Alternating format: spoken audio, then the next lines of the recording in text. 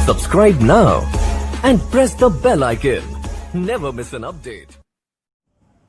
Hello students, आज हम लोग देखेंगे सम एप्लीकेशंस ऑफ ट्रिग्नोमेट्री, इसका पार्ट 3। कल वाली वीडियो में हम लोगों ने क्वेश्चन नंबर 3, 4, 5, 6 सॉल्व किया था। आज हम लोग आगे बढ़ेंगे, क्वेश्चन नंबर 7 से स्टार्ट करेंगे। क्वेश्चन नंबर 7 क्या है तो पढ़ेंगे, आप देख पा रहे होंगे। From A point on the ground the angle of elevation of the bottom and the top of a transmission tower fixed at the top of a 20-meter high buildings are 45 degree and 60 degree respectively. Find the height of the tower.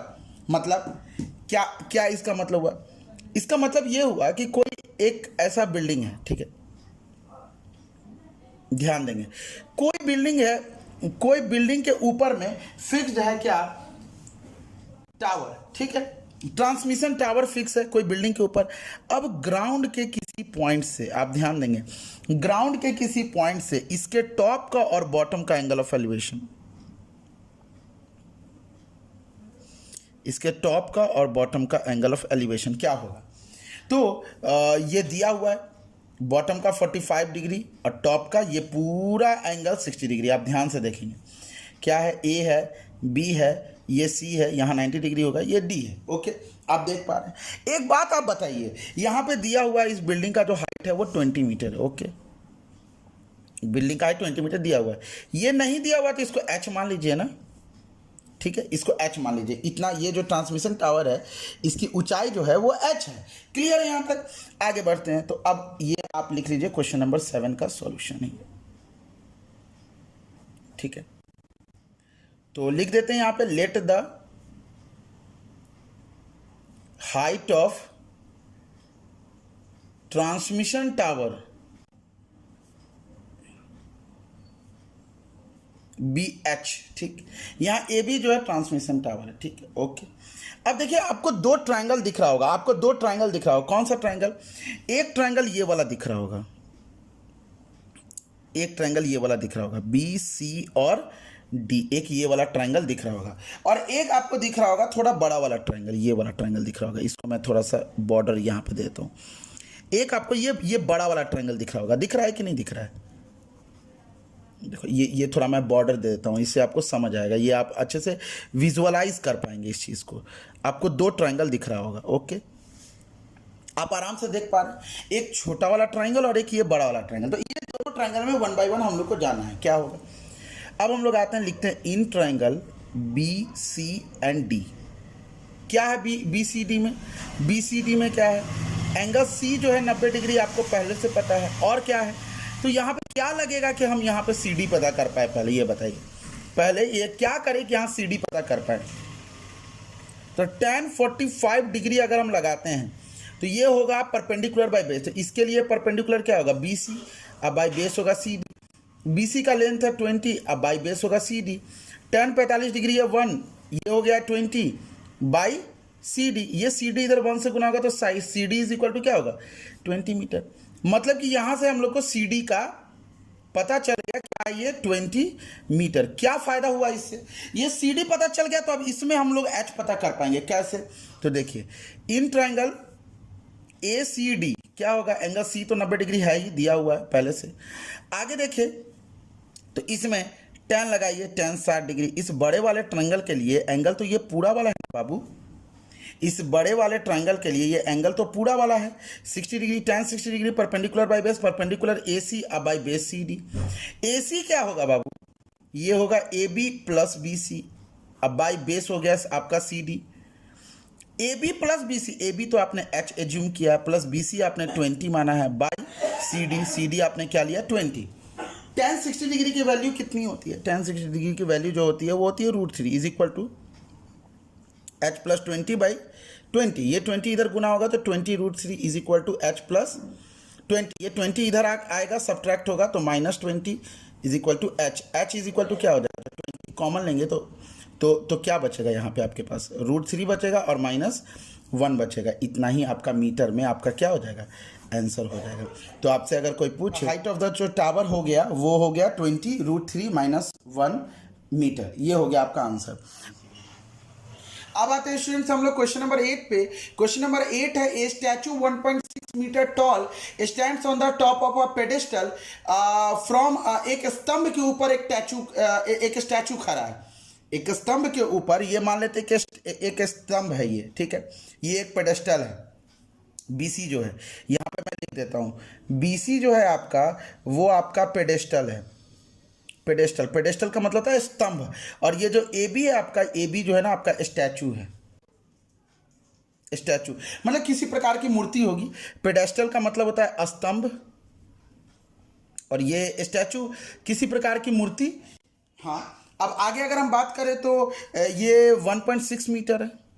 इसकी height जो है यहाँ से यहाँ तक, ये 1.6 metre है। आगे बात करें तो ये एक पेडेस्टल के ऊपर खड़ा है। तो from a point on the ground the angle of elevation of the top of the statue, statue के टॉप का जो एंगल ऑफ एलिवेशन है वो यहाँ पे 60 डिग्री दिया हुआ है। और and from the same point the angle of elevation of the top of the pedestal, pedestal का टॉप क्या है, ये बी है ये। अच्छा, इस क्वेश्चन को एक और तरीके से पूछ सकता था, इसी स्टैचू का टॉप और बॉटम का एंगल ऑफ एलिवेशन दे देता, ये भी हो सकता था। या इसी स्टैचू का टॉप और बॉटम का एंगल ऑफ एलिवेशन की जगह बिल्डिंग का पेडेस्टल का टॉप का एलिवेशन दे दिया, और फिर स्टैचू के टॉप का एलिवेशन दे दिया। मतलब कि दोनों तरीके से इस क्वेश्चन को पूछा जा सकता था, ठीक है। आगे अगर हम बात करें तो ये हाइट अभी तक आपको मालूम नहीं है यहाँ से, तो इसको आपने h एज्यूम कर लिया, h मान लिया, ओके, ठीक है। आगे अगर हम बढ़े तो इसी के साथ अब हम लोगों को आगे बढ़ना होगा। तो हमारे पास दो ट्रायंगल है। एक ट्रायंगल आपको दिख रहा होगा BCD, ये छोटकू ट्रायंगल। एक आपको ट्रायंगल दिख रहा होगा बड़ा वाला ACD, ठीक है।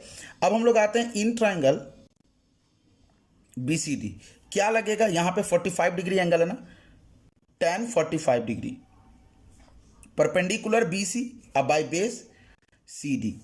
BC कितना है, H अब by CD, tan 45 degree 1 equal to H by CD, H is equal to CD, okay, ये CD है, ठीक है। इक्वेशन 1 इसको मान लेते हैं, ठीक है। अब आगे देखते हैं, अब आगे इसको कैसे सॉल्व कर पाएंगे इस चीज को देखते हैं। अब आपको ट्रायंगल लेना है, इन ट्रायंगल ACD, ठीक है। तो इसमें क्या होगा, तो tan 60 डिग्री क्या हो जाएगा, परपेंडिकुलर क्या हो जाएगा, AC अब बाई CD। AC आपका कितना है, तो AB plus BC by CD। अच्छा, AB कितना है आपका, AB का लेंथ कितना है 1.6 प्लस BC कितना है आपका H बाई CD किसके बराबर है, तो H के बराबर है, कोई दिक्कत। tan 60 degree √3 1.6 plus H by H, ये H इधर मल्टीप्लाई होगा तो क्या होगा, √3H is equal to 1.6 plus H, imply that √3H minus H is equal to 1.6।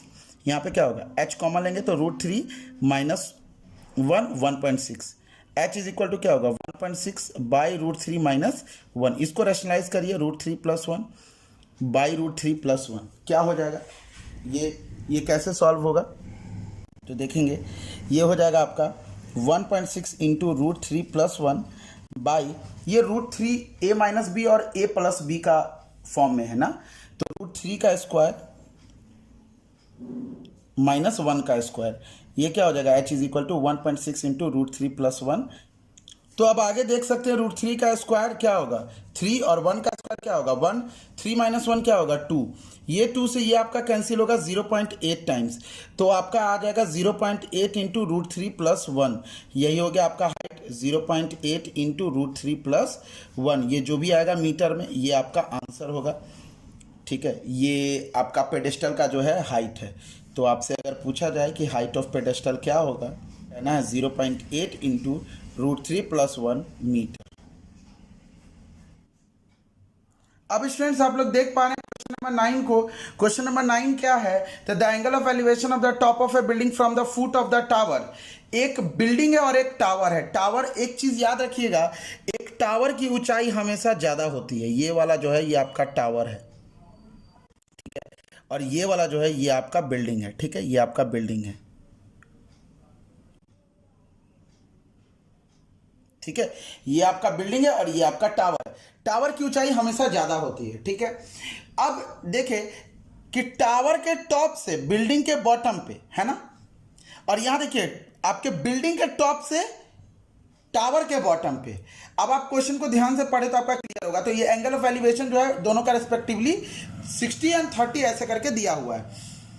Question कह रहा है कि the angle of elevation of the top of a building from the foot of the tower is 30 degree and the angle of elevation of the top of the tower from the foot of the building is 60 degree. ठीक है। अब आगे है if the tower is 50 metre high find the height of the building. अगर tower की ऊंचाई 50 metre है, tower की ऊंचाई अगर यहां पे आप देख सकते हैं 50 मीटर है, तो ये बिल्डिंग की ऊंचाई आपको पता करनी है। ये एच क्या होगा, ये चीज आप बताएं। ठीक है, तो कैसे निकाल पाएंगे इसको? बहुत ही आसान तरीका है। हम लोग आते हैं, एक दो ट्रायंगल दिख रहा होगा, एक थोड़ा आसमानी रंग में दिख रहा होगा आपको, इसको मैंने शेड कर दिया हल्का सा कलर से, पता नहीं आप देख पा रहे हैं या नहीं। आप देखें तो एक ट्रायंगल है आपका ए बी सी। इस ट्रायंगल में आप देखें तो एंगल बी जो पूरा का पूरा एंगल बी है वो तो 90 डिग्री है ही, और इसमें अगर आप टैन लगाते हो ताकि आपको बीसी पता चले, ठीक है, आप टैन लगाते हो क्योंकि आपको बीसी पता चलेगा तो ये ऑब्वियस सी बात है, ये आप ऑटोमेटिक आपको पता चलेगा। तो कैसे पता करेंगे? तो देखिए आपको सिंपली करना क्या है, इस तरीके के क्वेश्चन में जितना ट्रायंगल दिखे ना उस ट्रायंगल को लेकर के आगे बढ़ो। ठीक है, उस ट्रायंगल को लेकर के आगे बढ़ो। और तीसरी चीज क्या चीज आप निकालने की कोशिश करो, दोनों ट्रायंगल में जो कॉमन है, यहाँ पे बड़े वाले ट्रायंगल और छोटे वाले ट्रायंगल दोनों में क्या कॉमन है, दोनों का बेस कॉमन है, तो वो निकालने की कोशिश करो आपका, अदरवाइज बाद बाकी सारा कुछ निकल जाएगा। आगे देखो इसमें क्या हो जाएगा, यहां पे हम लोग लगाते हैं, मान लेते हैं इस छोटे वाले ट्रायंगल में एबीसी में tan 30 degree, tan 30 degree perpendicular A B by base क्या हो गया बीसी। ए बी की हाइट h है, अब बीसी तो बीसी है, tan 30 degree 1/√3 is equal to h by B C. यहां से अगर आप आगे बढ़े तो यहां से आपको क्या पता चलेगा, बीसी 1 से मल्टीप्लाई होगा तो BC is equal to √3h। ठीक है, ये हो गया आपका इक्वेशन 1। आगे बढ़ते हैं तो अब हम लोग आते हैं ट्रायंगल डीसीबी में। इन ट्रायंगल ये डीसीबी या बीसीडी जो कह लो, थोड़ा सा बड़ा है ये उससे, तो इसमें एक चीज याद रखेंगे, एंगल सी जो है इसमें 90 डिग्री है, ये वाला पूरा का पूरा 90 डिग्री है। इसमें क्या लगेगा, tan 60 डिग्री परपेंडिकुलर क्या हो जाएगा, तो सी डी, अब बाई बेस क्या हो जाएगा, तो बी सी।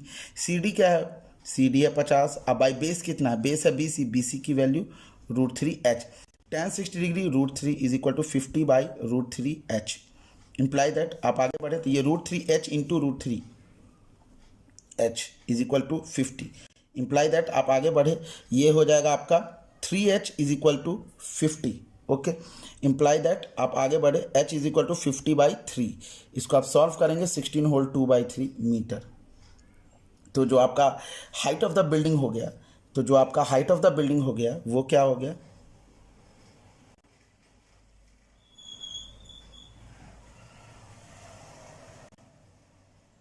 Sixteen whole 2/3 metre. Okay, question number 10 कह रहा है कि two poles of equal heights are standing opposite to each other on either side of the road. ये रोड है, जिस रोड की चौड़ाई 80 मीटर दी गई है, दो पोल है, आप देख सकते हैं कि ये दोनों पोल का जो हाइट है ये इक्वल है। ये जो ए बी है आपका, ये भी एच है, और ये जो आपका सी डी है ये भी आपका एच है। ओके, ये रोड की चौड़ाई, ये बी सी जो है ये 80 है। इस रोड के बीच में कहीं कोई पॉइंट है, ठीक है, इस रोड के बीच में कहीं कोई पॉइंट है, मान लेते हैं ये पॉइंट ई है, मान लेते हैं ये पॉइंट क्या है, ई है। रोड के बीच में कोई एक पॉइंट है, from a point between them on the road the angles of elevation of the top of the poles are 60 degree and 30 degree. इस पॉइंट से इस पोल का और इस पोल का, इस पोल का और इस पोल का 60 डिग्री एंगल ऑफ एलिवेशन है और इसका 30 डिग्री एलिवेशन है। मान लेते हैं कि ये पॉइंट जो है बी से एक्स की दूरी पे है, ये एक्स है, यहां से यहां तक एक्स है, ये पूरा 80 है, तो ये बचा कितना, 80 माइनस एक्स। ठीक, यहां तक क्लियर है। अब करना क्या है, बनाना कैसे है, find the height of the poles and the distance of the point from the poles. मतलब कि ये दूरी और ये हाइट पोल्स का, ये निकालना। कैसे निकालेंगे, एकदम अच्छे से समझेंगे। आपको मैंने क्या कहा, जितना ट्रायंगल है वो सारा ट्रायंगल ले लीजिए। तो A B E, in triangle A B E क्या हो जाएगा, angle B is equal to 90 degree. आगे बढ़िए तो क्या हो जाएगा, tan 60 degree is equal to perpendicular A B अब by base B E. A B कितना है मालूम नहीं, एच, बी ई कितना है मालूम नहीं, एक्स।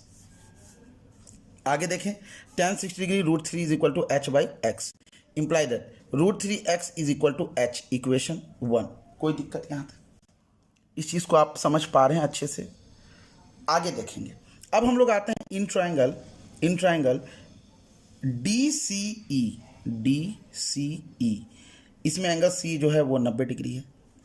आगे बढ़े, लगेगा यहाँ पर tan 30 डिग्री, परपेंडिकुलर क्या लगेगा सी डी, अब बाई बेस क्या लगेगा सी ई।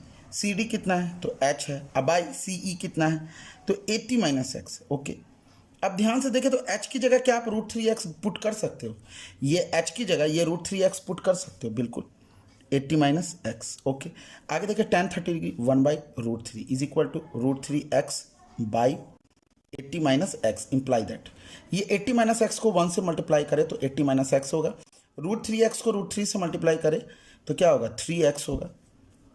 आगे बढ़ें तो 80 is equal to 3 X plus X, 80 is equal to क्या होगा 4 एक्स, 4 से कितनी बार में 20 बार में, तो x इज इक्वल टू 20।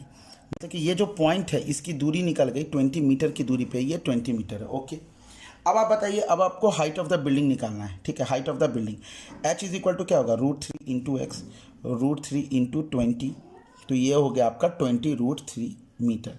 तो आपकी जो ये जो बिल्डिंग है, इस बिल्डिंग की हाइट कितनी हो गई, ये हो गई 20 रूट 3 मीटर। ओके, कोई दिक्कत? तो आपका एच भी निकल गया, हाइट भी निकल गया, और वो पॉइंट की दूरी निकल गई एक पोल से। ये मान लेते हैं कि ये वाला जो ए बी है, ए बी अगर पोल 1 है और ये वाला मान लेते हैं ये पोल 2 है, तो फर्स्ट पोल से तो डिस्टेंस निकल गया आपका 20, तो सेकेंड पोल से डिस्टेंस क्या होगा, तो सेकेंड पोल से डिस्टेंस क्या होगा, तो सेकेंड पोल का जो डिस्टेंस होता है वो होता है ई सी। ई सी है आपका 80 माइनस एक्स, 80 माइनस 20, तो 80 माइनस 20 तो ये 60 मीटर। तो आपके ये 3 आंसर होंगे। ओके, एक आंसर ये होगा, एक आंसर ये होगा, और एक आंसर आपका ये होगा। ओके, अब स्टूडेंट्स आप लोग देख पा रहे होंगे क्वेश्चन नंबर 11। क्वेश्चन नंबर 11 क्या है, a TV tower stands vertically on a bank of a canal. एक नहर के किनारे एक टीवी टावर है जो वर्टिकली खड़ा है। आप अपने बुक में फिगर 9.12 देख पा रहे होंगे, और नदी के दूसरे किनारे मतलब अपोजिट दूसरे किनारे में जो पॉइंट सी है वो दूसरा किनारा है, ठीक है। वहाँ से एंगल ऑफ एलिवेशन जो है वो 60 डिग्री है, और यहाँ से एंगल ऑफ एलिवेशन जो है यहाँ से इस पॉइंट से ये 60 डिग्री है, और इससे 20 मीटर अवे एक पॉइंट लेते हैं 20 डी, और इस पॉइंट से जो एंगल ऑफ एलिवेशन है ये 30 डिग्री, ठीक है। तो आगे अगर हम बात करें, find the height of the tower and width of the canal, ये हाइट निकालना है और इस कैनल का विड्थ निकालना है, क्योंकि कैनल के इस तरफ ये है और कैनल के अपोजिट दूसरी तरफ ये सी पॉइंट है, तो इसके बीच की दूरी जो होगी यही जो क्या होगी विड्थ ऑफ कैनल होगी, नहर की चौड़ाई जो होगी वो यही होगी। तो इसको हम कैसे बना सकते हैं, तो देखिए यहाँ पे क्या क्या लगेगा आपका फार्मूला, आप पहले देखें। पहले आपका जो ए बी है, ए बी जो है, ए बी क्या है, ये आपका टीवी टावर है, टीवी टावर है। आप मान लो कि इसकी हाइट जो है h है, आप ये एज्यूम कर लो, ठीक है। आगे अच्छा, width of the canal BC क्या है, BC क्या है, विड्थ ऑफ कैनल है, विड्थ ऑफ कैनल है, कैनल है। मान लो कि ये जो है इस क्या है x है, ये भी आप एज्यूम कर लो। आगे आप एक बात बताओ, इसमें क्या लगाएं, tan लगाते हैं। tan 60 डिग्री क्या होगा, परपेंडिकुलर, परपेंडिकुलर क्या होगा A B by B C, A B by B C. A B कितना है तो h है by B C, B C कितना है x है। ओके, आगे बढ़े, tan 60 degree √3 equal to h by X, imply that h is equal to क्या हो जाएगा तो √3 इंटू एक्स, इसको आप ले सकते हो इक्वेशन 1। ओके, आगे आप बढ़ें, अगर आगे आप बढ़ें तो अब आपको ये दूसरा वाला ट्राइंगल लेना है, ये पूरा। तो ये तो था कौन सा ट्राइंगल, इन ट्राइंगल ABC। अच्छा, यहाँ पे एंगल B जो था वो 90 डिग्री था। ओके, आगे अब बढ़े तो अब आपको आना है इन ट्राइंगल AB और D, ABD, A in triangle ABD।